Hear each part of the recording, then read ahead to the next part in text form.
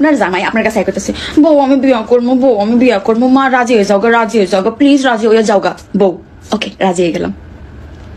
মানে এটা কি পুতুল খেলা চলতেছে? সব থেকে বড় বিষয়, ভিউ এর জন্য করেন আর যার জন্যই করেন না কেন, যা মন চাই করেন না কেন, সবশেষে কথা একটাই, এই যে আপনি পরপর একটার পর একটা বিয়ে করতেছেন, একটার পর একটা বিয়ে করতেছেন, এই বিয়া যদি আসলে একটা সত্যি হয়ে থাকে, এই বিয়া হয়ে গেলে সাইডটা বিয়া, মানে আপনি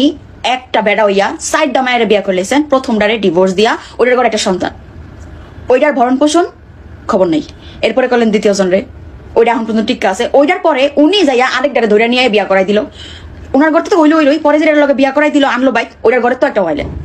মানে বাচ্চা হয়ে গেলে সব ঠিক, ওকে আপনি কাইন্ড অফ শাশুড়ির মতন যে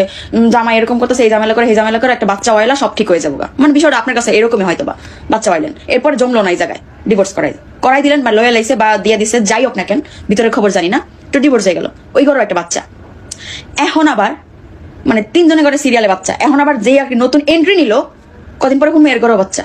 এখন যে দ্বিতীয় জন তার তো বাচ্চা ঠিকঠাক যে বাপের লগেই আছে, বাট প্রথম জন বাপ পায় না, তৃতীয় জন বাপ পায় না,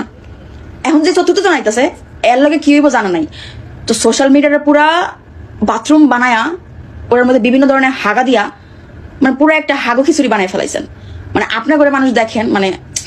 আমি ওইভাবে বলতে চাইতেছি না, বাট আপনারা নিজেরাই দেখেন, একটু উপলব্ধি করেন যে আপনাদের ভিডিওর কন্টেন্টের কমেন্ট সেকশন গুলা জাস্ট একটু চেক করেন।